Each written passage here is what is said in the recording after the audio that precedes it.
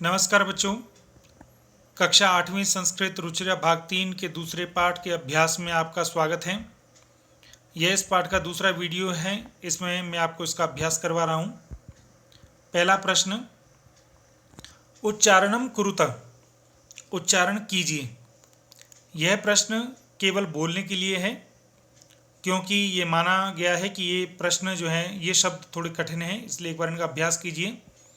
बोलिए, कस्मिश्चित् क्षुधार्त सिंह पद पद्धति विचिन्त्य एतत् श्रुत्वा समाह्वानं साध्विदं भय संत्रस्त मनसां प्रतिध्वनिः। प्रश्न 2, एक पदेन उत्तरत। इन प्रश्नों के उत्तर आपको केवल एक शब्द में देने हैं। तो सिंहस्य नाम किम, शेर का नाम क्या है या क्या था? तो वहां पर आया हुआ है खरन खरह। गुहायाः स्वामी कह आसीत। आपको एक पद में उत्तर देना है, तो पूरे सेंटेंस को नहीं लिखेंगे, केवल जिन शब्दों को मैंने अंडरलाइन किया, बोल्ड किया, उसकी जगह उसका आंसर आ जाएगा। ये बोल्ड इसलिए किया है क्योंकि उत्तर की शक्ल उसी से मिल रही होती है लगभग। गुहायाः स्वामी कह आसीत, गुफा का मालिक कौन था? तो यहाँ आ जाएगा दधिपुच्छः या श्रृगालः, और या दधिपुच्छ नामकः श्रृगालः, तीनों सही हैं। सिंहः कस्मिन् समये गुहायाः समीपे आगतः। सिंह शेर कस्मिन् समये, किस समय, गुहायाः समीपे आगतः, गुफा के पास आया। तो उत्तर हो जाएगा सूर्यास्त समये। इसके लिए आपको एक ट्रिक बताता हूं मैं। आप इस पंक्ति को पहले पैराग्राफ में ढूंढें और जो जो शब्द यहाँ पर बोल्ड नहीं है उनको छोड़ दें, तो एक ही शब्द रह जाएगा, वही उसका उत्तर है। जैसे हमने, देखिए इसको देख रहे हैं, सिंह कस्मिन् समये गुहाया समीपे आगता। देखिए हम यहाँ देखते हैं,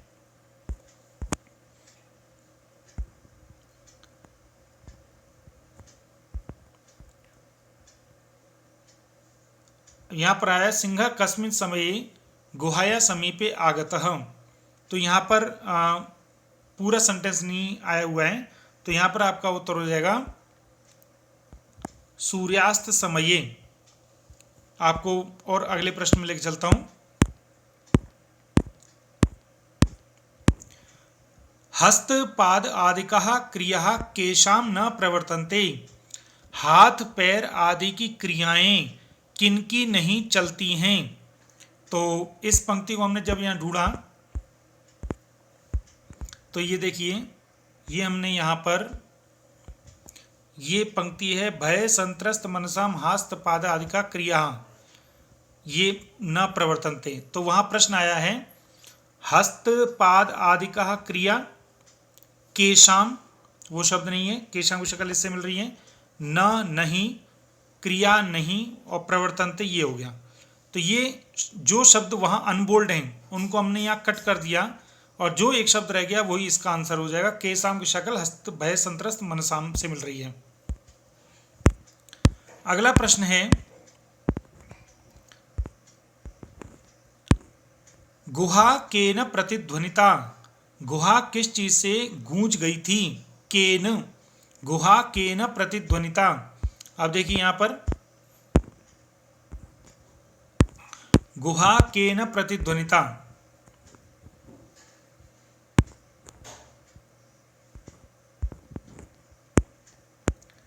तो यहां पर देखिए आप, गुहा केन प्रतिध्वनिता, तो उच्च गर्जन, तो वहां पर केन है, तो आंसर हो जाएगा उच्च गर्जनेन।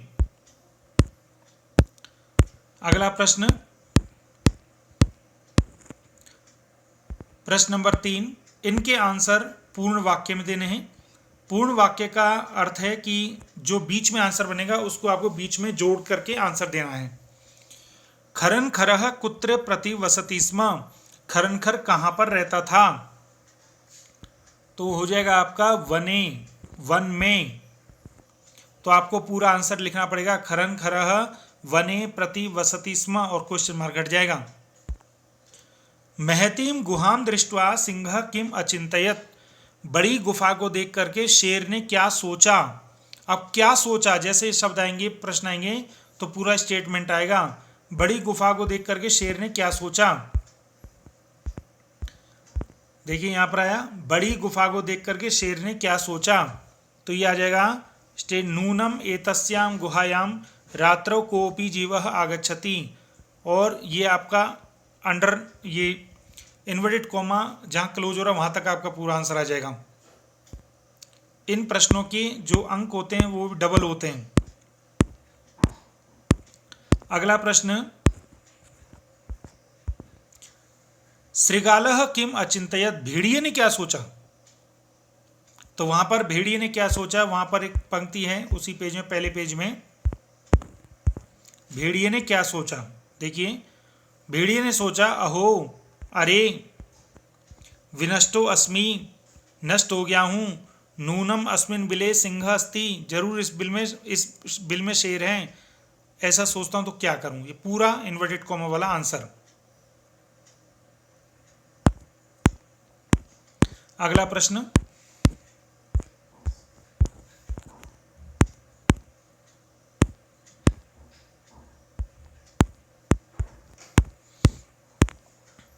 श्रृगालः कुत्र पलायित, श्रृगाल कहाँ चला गया। तो आप इसका उत्तर अन्यत्र, अन्यत्र और कहीं, अन्यत्र और कहीं। गुहा समीपम आगत्य श्रृगालः किम पश्यति, गुहा के पास आकर के भेड़िए ने क्या सोचा। तो भेड़िए ने सोचा था कि शेर के पैरों के निशान यावत सिंह पदपद्धति प्रविष्टा दृश्यते न च बहि आगता, ये पंक्ति वहां पर है। कह शोभते, कौन शोभित होता है, कौन व्यक्ति अच्छा लगता है, तो वहां पर है अंत में यह, ये पंक्ति है, देखिए अनागतम यह कुरुते, ये उत्तर, अनागतम यह कुरुते सशोभते। अगला प्रश्न, प्रश्न नंबर 4, प्रश्न निर्माण करना है अंडरलाइन की जगह, क्योंकि प्रश्न कई बन सकते हैं इसलिए अंडरलाइन यहाँ पर है, और प्रश्न निर्माण निश्चित आता है, और 4 शब्दों को अगर आप छोड़ दें तो लगभग हर एक का आंसर आपको यही मिल जाएगा। जैसे देखिए क्षुधार्तः, तो आप कर दीजिए कह, दधिपुच्छः, तो इसका भी आंसर कह। अगला शब्द है स्वामिनः, स्वामी का, तो इसका उत्तर होगा कस्य, किसका। इस तरह के 2-4 शब्दों की लिस्ट आप अलग से बना लेंगे। और हस्तपाद आदिकाः क्रियाः, हस्तपाद आदिकाः, काहा एंड में आ रहा है तो उत्तर हो जाएगा कहा। बिले, बिल में, जहां कहीं बार ए आ जाए और पुल्लिंग का शब्द हो तो वहां पर हो जाएगा कुत्र, कहां पर। तो ये आपका आंसर हो गया। प्रश्न नंबर 5, घटनाक्रम के अनुसार से आप वाक्यों को लगाइए। सबसे पहले क्या हुआ और उसके बाद क्या हुआ।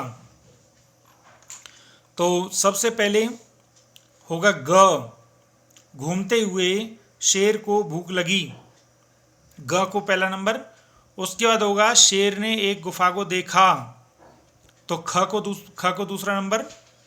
उसके बाद भेड़िया आया, तो क को तीसरा नंबर। उसके बाद गुहायाम को अपि अस्ति इति श्रृगालस्य विचारः, छ को चौथा नंबर। श्रृगालः रवम कर्तुम आरब्ध, घ को 5वां नंबर। और सिंह श्रृगालस्य आह्वानम अकरोत्, ये 6ठा नंबर। और दूरम परायमान श्रृगाल, ये 7वां नंबर।